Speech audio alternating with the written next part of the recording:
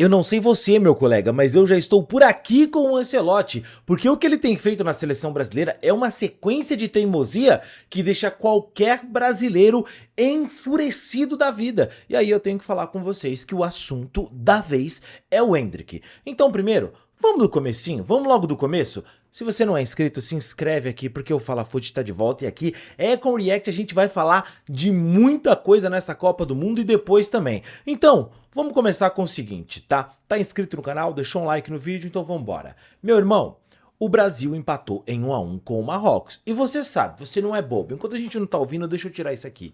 Você não é bobo.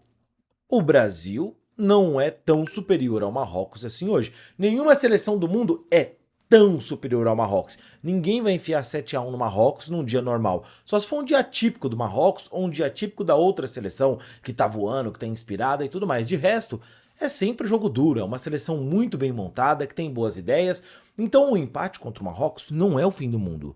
Mas o empate contra o Marrocos, da maneira que o Brasil jogou, isso é o fim do mundo. O Ancelotti perdeu todas as convicções dele, que já eram convicções ruins. O 4-2-4 do Ancelotti, ele desfez. O Ancelotti, que tinha como opção o Matheus Cunha, que é um jogador mais associativo, ele tirou do time para colocar o Igor Thiago numa maneira de jogar que para o Brasil não faz sentido. Para o Brasil, não orna, não tem sentido com o que o Ancelotti escalou e com o que ele utilizou, colocar o Igor Thiago em campo, sabendo que o Brasil ia ter pouquíssimos cruzamentos na área, pouquíssimos jogadores que fazem a linha de fundo e fazem esse cruzamento. Já viu o Rafinha fazer esse cruzamento para a área? Quando? Não faz. O Rafinha vai para dentro da área no Barcelona. Já viu o Vinícius Júnior fazer esse cruzamento? Muito difícil. É uma chapinha de 3 dedos ali para quem tá dentro da área chegar e finalizar, mas é um atacante que vem de frente, é muito mais para um Matheus Cunha, para um Endrick, para um próprio Rafinha essa finalização do que para o Igor Thiago, que é um cara que prefere o quê? Prefere receber essa bola e arrancar com força para cima do zagueiro. Coisa que Marrocos até proporcionou, mas o Brasil não tinha condições de entregar, por quê? Não tem um meia criativo que faça isso, o Casemiro estava muito mal no jogo, sobrecarregou o Bruno Guimarães e também o Paquetá, então tudo isso a gente viu no jogo da seleção brasileira. E aqui eu preciso ser sincero para você, não é só uma questão do treinador, é questão da postura dos jogadores. O Casemiro voltar no trotinho não é algo que o Ancelotti treinou. O Ancelotti contava com ele, chegou em campo, o Casemiro simplesmente não conseguiu entregar, saiu e o Fabinho entrou bem melhor. A gente tem que falar que o Ancelotti não pediu pro Ibanez virar ponta direita e o Ibanez estava toda hora descendo achando que ele era o Wesley, só que sem a qualidade do Wesley. Aí ele errou lá, acabou tomando um cartão, por quê? Porque errou no domínio da bola quando lançaram para ele no ataque, numa posição que ele tá ocupando que não era para ele estar, errou o domínio, foi tentar recuperar a bola, acabou fazendo a falta. Então tudo isso é postura de jogador, muito mais do que o treinador e o que foi feito durante a semana. Futebol tem essa imprevisibilidade também, isso acontece. Mas o Endrick não jogar me irrita no Ancelotti. Por quê? Porque o Ancelotti não colocou o Endrick para jogar, que é um garoto que poderia trazer essas soluções para ele, de atacar o espaço, de força, de velocidade, coisas que o jogo pedia. O Endrick ele entrega a associação do Matheus Cunha com o poder de finalização do Igor Thiago, talvez até melhor. Então o Endrick, ele tá ali, ele não é um cara tão de área quanto o Igor Thiago, não é um cara tão de associação quanto o Matheus Cunha, que é um jogador muito mais técnico, habilidoso e tal, mas ele reúne o melhor desses dois mundos e também pressiona lá na frente. Se pedir, se instruir, se falar, Endrick, você vai jogar, mas tem que pressionar. Ele vai pressionar. E outra coisa, o Vinícius Júnior não é o Messi, ele tem que marcar também. Eu sei que ele é o melhor jogador da seleção, eu sei que ele tem que poupar a perna para ele conseguir, quando a gente estiver com a bola, fazer esse ataque, mas ele tem também que pressionar, entendeu? O Vinícius Júnior não é o cara que, não, você escorre aí, depois joga em mim que eu vou... Não, não é assim que funciona. Não vou passar pano pro Vini, que sou fã, porque ele fez um gol. Ele tem que marcar também, tem que trabalhar sem a bola. Nessa seleção não tem um gênio para não jogar sem a bola. Todos eles têm que jogar, com e sem a bola. Ataca e defende. O sistema defensivo começa no ataque, é fechando lá o volante quando ele tenta sair jogando, impedindo do lateral ter o corredor. É assim que funciona no mundo inteiro. O Messi tá lá? Não, então tem que marcar. Esquece, entende? Ah, mas o Neymar não tem que marcar. Se quiser jogar, vai ter que marcar também. Tem que fazer a sombra ali no camisa 5. A não ser que seja o Messi, que em 20 segundos ele vai dar um passe e vai resolver o jogo. Aí não precisa. De resto, tem que marcar. E o Neymar não é o Messi, o Endrick não é o Messi, o Vinícius Júnior não é o Messi, o Rafinha não é o Messi. Tem que entregar. O Rafinha, nessa questão de marcar, não dá pra reclamar dele que ele se entrega. O problema do Rafinha é com a bola. E o time do Ancelotti me preocupa exatamente assim, com a bola. Porque o Ancelotti não levou um meia de criação. O mais qualificado que a gente tem para fazer isso hoje, não tô contando com o Neymar, porque é um jogador que está machucado, é o Matheus Cunha. O Ancelotti montou uma seleção que não tem um meia atacante, um meia armador. O Paquetá pode fazer, mas a gente depende de um bom dia dele. E contra o Marrocos ele não estava num dia bom. Entende? Então é muito complicado. Eu tenho a impressão que o Ancelotti fez a convocação com muitos defeitos. Cara, o Matheus Pereira cabia muito nessa seleção, ajudaria muito com a característica dele, como o Tite teve lá em 2022, um Everton Ribeiro. É aquele cara que quando você vê que o adversário tá mais fechado, você vai precisar achar um espaço, não vai ser na força, não vai ser na trombada, não vai ser no drible do Vinícius Júnior sem espaço. E olha que contra o Marrocos a gente teve, mas foi desorganizado. Precisa de um outro sistema de jogo, precisa de uma outra saída, uma alternativa. Não pode ser bola na direita, corre e tenta driblar, bola na esquerda, corre e tenta driblar. Pô, meia, sabe? Que toca com o atacante, que recebe, aparece, chuta, finaliza, uma ultrapassagem do lateral, entende? Aí é o erro de não ter convocado um lateral, ter levado o Ederson. O Ederson, olha, eu tô pra te dizer uma coisa que vai ser duro travar aqui agora pra você, mas eu vou cravar. O Ederson não vai jogar nessa Copa do Mundo. Tô com essa impressão, cara. Acho que o Fabinho vai se cuidar, não vai tomar cartão idiota, o Casemiro vai voltar pro time ainda e o Ederson não vai jogar nessa Copa. Se ele entrar, é aqueles 5 minutinhos pra falar que jogou contra um Haiti da vida ou algo assim. Mas eu tenho a impressão que o Ancelotti levou um cara que ele não vai usar pra corrigir uma convocação que ele fez errado e agora ele errou de novo. Porque ele deixa o Brasil sem um lateral direito ofensivo, que podia ser o Vitinho, que podia ser de repente, o Paulo Henrique do Vasco, são opções que, pô, esses caras não são craque, Rodrigo, são cara pra jogar uma Copa. Na lateral, eles são melhores que o Danilo e que o Ibañez. Na lateral, são. Tá? Hoje, nenhum time do mundo vai querer o Danilo pra ser lateral e não vai querer o Vitinho. Nenhum time vai querer o Ibañez pra lateral e não vai querer o Vitinho. Como zagueiro, eu entendo que aí tem uma diferença. Mas como lateral, eles são melhores. Para um torneio de tiro curto, você não precisa que esses caras estejam voando. Você precisa que eles entreguem ali em 6, 7, tomara 8 jogos que a gente chegue na final. E o Carlo Ancelotti é teimoso. E a teimosia dele tem levado o Brasil para esses locais perigosos. Por exemplo, no meio do jogo, ele mudou o time do 4-3-3 para um 4-2-4. Em um momento determinado da partida, ele deixou Fabinho e Danilo. Ele podia ter tirado o Bruno Guimarães, que parece que sentiu, pediu pra sair, pra ter colocado o Ederson. E aí ele mantinha 3 no meio, ia tentando o controle de jogo pra achar um espaço. Não, ele já meteu 4 atacantes de novo, o Rafinha montado em cima do Luiz Henrique, aí o Matheus Cunha tentando achar um lugar onde jogar, às vezes em cima do Vinícius na esquerda, e aí 2 caras abertos aqui, 2 caras abertos aqui, e ninguém no meio.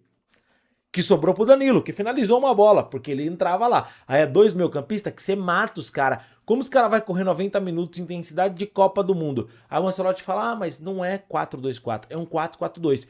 4-4-2 sem a bola. Porque aí faz a linha de 4 aqui com os 4 zagueiros, né? Que o Douglas Santos ou o Alexandro são zagueiros, não são laterais. Eles não sobem de maneira nenhuma. Aí você tem Marquinhos, Gabriel Magalhães e aqui na direita o Ibañez ou o Danilo. 4 zagueiros. E aí os 2 volantes fecham aqui, que pode ser Casemiro e Bruno Guimarães, Casemiro e Fabinho, ou, olha, Casemiro e Fabinho não, né? Casemiro e Danilo Santos, ou como a gente tinha no caso, o Fabinho e o Danilo Santos naquele momento, ou o Danilo e o Fabinho e o Bruno Guimarães. E aí os 2 atacantes voltam. Eu quero o Luiz Henrique, fechava por aqui, e o Rafinha ou o Matheus Cunha fechava por aqui. Então faz uma linha de 4 meio. 4, 4 e 2 atacantes lá na frente, que aí seria o Vinícius Júnior e quem mais tá com ele. Pode ser o Rafinha, pode ser o Luiz Henrique, pode ser o Matheus Cunha. Eles se revezam.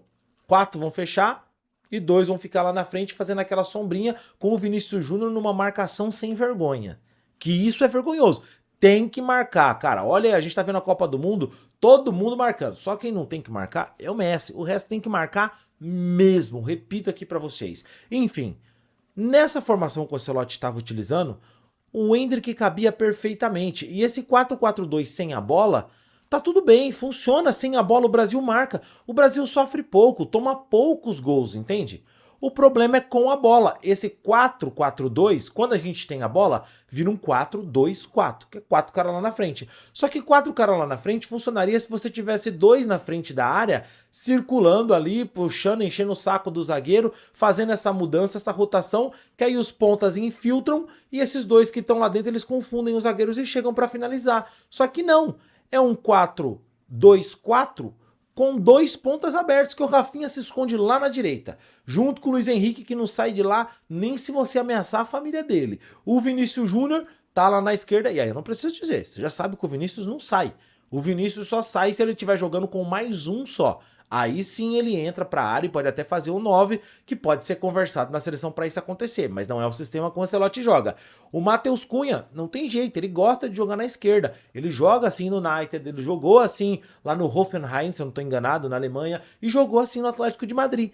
Da esquerda, ele pega a bola da esquerda. Ele até sabe jogar da esquerda para dentro, assim como o Vinícius, e ele joga um pouquinho mais recuado que o Vini. E ele já jogou também como um cara que pode fazer esse 9, só que não é a dele. E aí ele se sente mais confortável vindo da esquerda para dentro. Aí ele vem junto com o Vinícius. E aí é um jogador em cima do outro. Não é um jogador aproximando no outro para tabelar e jogar. Porque você vai concordar. É pouca tabela com o Vinícius. O Vinícius recebeu, ele é um jogador de finalização. Ele vai pra cima e vai pro drible. E alguém tem que ser esse jogador que perde a bola e tenta mesmo. E eu acho que é também por isso que o Ancelotti não tem colocado o Endrick. Muita gente tá apontando isso, falando, o Endrick perde muita bola, porque ele pega a bola e ele vai pra cima. Irmão, se ele não fizer isso, ele vai fazer o quê? Ele é um camisa 9. A gente precisa desse jogador. O que não dá é pra ser o Igor Thiago, que é um jogador também de finalização, só que não tá conseguindo dominar a bola. E eu não tô querendo queimar o Igor Thiago. É um baita de um centroavante, sabe? Joga muito, fez muito gol lá na Premier League, jogando no Brentford, foi vice-artilheiro. Mas na seleção brasileira o sistema de jogo não favorece ele. Ele não joga de costa pro gol no Brentford. Ele é um cara que joga atacando o espaço. É um cara que joga impondo a força dele, chegando de frente para finalizar. Na seleção ele tem que fazer esse giro o tempo inteiro. Não é a dele. Ele não tem essa qualidade. Não tem. E aí vão sacrificar o jogador. Rodrigo, então quando usar o Igor Thiago? Usa o Igor Thiago exatamente no momento que o jogo pedir. Estamos perdendo de 1-0, estamos empatando, precisamos de um gol. Vamos começar a cruzar a bola na área, entendeu? Aí... Igor Thiago, vem, é você agora lá. Pirulitão lá, cabeceando, chutando, o que sobrar, tu mete uma solada na cara de alguém. É aí que vai usar o Igor Thiago. E o Endrick trabalha com muito mais qualidade que o Igor, então faz mais sentido ter o Endrick no time. Ainda assim, o nosso querido Carlo Ancelotti insiste em não usar o garoto, e é óbvio que isso está dando o que falar no meio da imprensa esportiva. Cara, eu ia fazer com vocês um react sobre essa situação, só que a gente chegou a 12 minutos só comigo falando sobre o que está acontecendo com o Endrick. Então, nesse caso, eu encerro aqui. Eu não preciso de ouvir mais a opinião de ninguém. A minha opinião é essa daqui, e é isso que eu tenho que falar. O Ancelotti é teimoso, teme em não utilizar o Endrick. Se não fosse para utilizar o Endrick, por que convocou o garoto então? Se fosse para fazer essa sacanagem de não dar oportunidade do moleque jogar, mostrar serviço, mostrar que tem qualidade para render, então não convoca, pô. Leva o João Pedro, pô, que ele confia mais no João Pedro, leva o João Pedro. Pra levar o moleque ficar lá aguado, querendo jogar, o torcedor agora, e o Endrick tem um BO para resolver, tá? Porque o torcedor agora, o torcedor que não acompanha futebol, vamos dar um exemplo aqui. Minha esposa, minha cunhada, meu cunhado, minha sogra, meu, sei lá, meu tio que tá assistindo a Copa aqui, eles agora acham que o Endrick é o Pelé. Tem que pôr o Endrick, tem que pôr o Endrick. Quando o Endrick entrar, e se o Endrick não fizer gol, que isso pode perfeitamente acontecer, aí eles vão detonar o Endrick, porque vai falar, por isso que o Ancelotti não põe esse moleque, ele é ruim, não sei o quê. Por culpa do próprio Ancelotti, porque o Ancelotti é um teimoso do caceta. Pô, o moleque 10 minutos contra o Marrocos, ele vai lá, tenta, a pessoa fala, pô, o moleque entrou, se esforçou, né, mudou o jogo. Acontece. Não é sempre que ele vai decidir. Eu acho que ele tem muito mais capacidade para decidir do que o Igor Thiago e do que o Matheus Cunha. Isso é a minha opinião. O Ancelotti sabe mais de bola do que eu. Mas, obviamente, ele tem sido teimoso em algumas decisões que são equivocadas. Você vai dizer que ele acertou em escalar o Casemiro? Não acertou. Acertou em escalar o Ibañez? Não acertou. Tem a culpa dele e tem a culpa do jogador. E a culpa dele é sempre maior, porque ele é o cara que tem a decisão. Agora eu vou te falar uma coisa. 12 meses de trabalho, seleção não joga bem.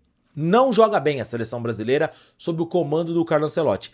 Em 12 meses de trabalho, Ancelotti está treinando a seleção, o primeiro jogo foi patético, pífio, bizarro contra o Marrocos. O empate não é ruim. O empate como o Brasil jogou é ruim. Aí vamos supor que a gente passe do jeito que dá pra passar e encontrem na fase de 16avos, não a Holanda, porque perder pra Holanda não é legal, mas pode acontecer. E a gente tem um respeito pela Holanda, pela história da seleção, mesmo sendo uma seleção pequena que nunca ganhou nada, mas por ter tido grandes jogadores, a gente tem um respeito pela Holanda. Se o Brasil foi eliminado pela Holanda na fase 16avos, é uma tragédia, mas uma tragédia aceitável. Mas o Brasil vai pegar um Japão que joga mais bola, que é resiliente e que tem tudo para fazer o Brasil viver uma tragédia. Se o Brasil for eliminado pelo Japão, como é que o Ancelotti vai trabalhar até 2030 fazendo esse trabalho patético que ele vem fazendo? Grande treinador, sabe muito de futebol, 5 Champions League como treinador, e em nenhuma dessas 5, quando ele estreou sem vitória, ele foi campeão. Todas as vezes que Carlo Ancelotti foi campeão da Champions, ele estreou com vitória. A Copa do Mundo não é Champions. Não é mesmo, é muito mais difícil. Só 21 treinadores venceram essa competição. Um deles, inclusive, respeito. Se chama Luiz Felipe Scolari e as pessoas têm que ter um pouquinho mais de respeito com esse. Carlo Ancelotti é muito mais treinador que o Felipão? Sim. Carlo Ancelotti tem Copa do Mundo? Não. Inclusive, quando a gente ganhou o Tetra, ele estava lá como assistente, tomou-lhe fumo, não venceu. Baita treinador, sabe muito de futebol, mas está errando. E precisa corrigir. Urgentemente. Esse garoto aqui tem que jogar. Ele tem que jogar. Ele tem que jogar. Você acha que eu tô maluco? Comenta aí, quero saber a sua opinião.